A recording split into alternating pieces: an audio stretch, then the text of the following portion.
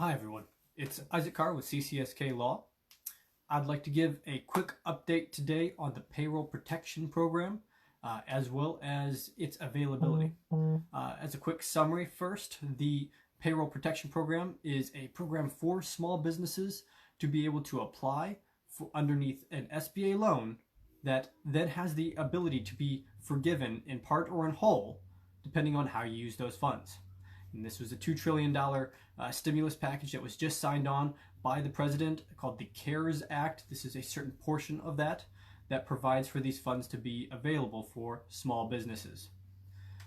If you want to know more information about that, about the PPP program there, you can look at a previous blog that I did, and I'll put that in the comments. But today I wanted to talk about the emphasis, the drive behind this plan, because when you understand the point of this law, it helps provide for the understanding of how it works. The main driving force behind this is that people continue to be employed. It's not necessarily because small businesses are being injured as much as it is they want to make sure that the employment rates look good, right?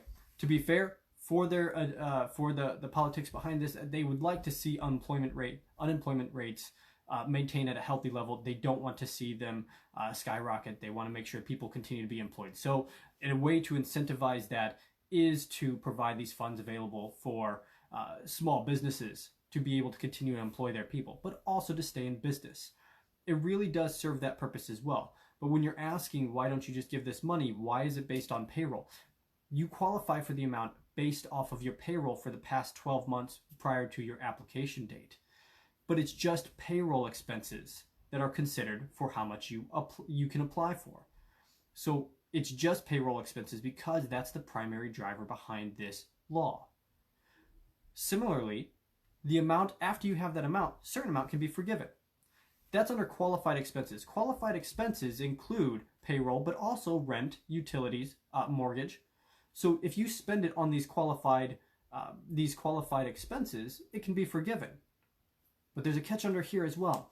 If you have to choose between paying your employees or paying your rent, the amount forgiven can be deducted if you choose not to pay your employees. Because again, the entire name of the program is the Payroll Protection Program. So they're protecting the payroll.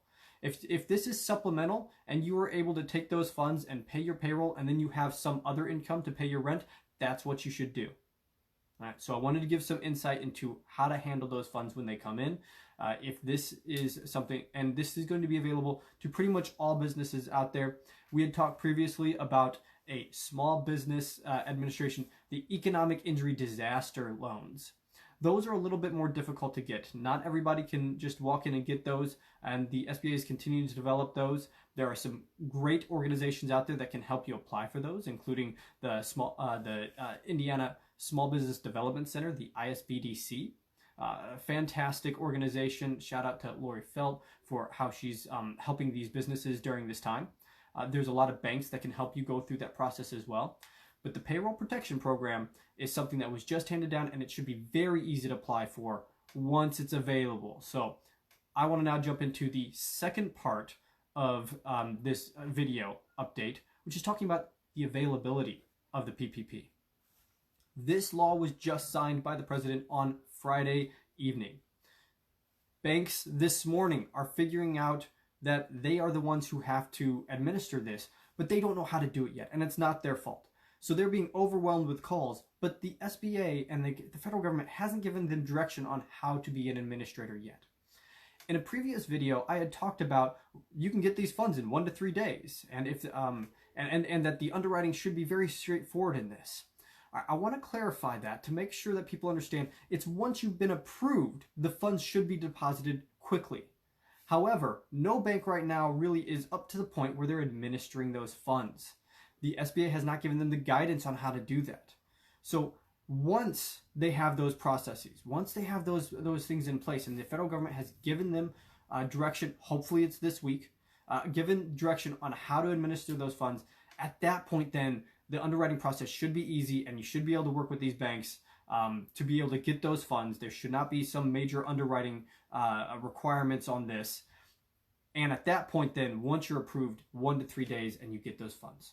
All right, so but at this point, I've talked with several banks today, and I talked a little bit on Friday, but I've talked with them today to be able to determine banks don't have direction on how to do this yet. So don't hold it against the banks themselves. All right. So if you have a good bank and they haven't gotten back to you, or they're still trying to figure it out, don't hold it against them. They're still working for you. All right. Stick with your banks at this time. Don't drop them just because you haven't gotten that help quite yet. It's coming, but they're looking for guidance themselves. Now, if you want some more information, again, reach out to me. I have my blogs available. You can email me at isaac@ccSKlaw.com, or even visit organizations like the Indiana Small Business Development Center, which provides free resource. And again, we provide free initial consultations as well. Again, we're trying to help as much as possible during this time for these small businesses that, just like everyone else, are trying to figure out what's going on. All right. So if you have any questions, feel free to let us know. And otherwise, we're going to keep you updated here at CCSK Law. We're dedicated towards providing the newest updates that we have, both in Indiana as well as nationwide, for us to be able to make it through what's been going on here through this crisis, so we can make it through together as a community. Thank you for joining.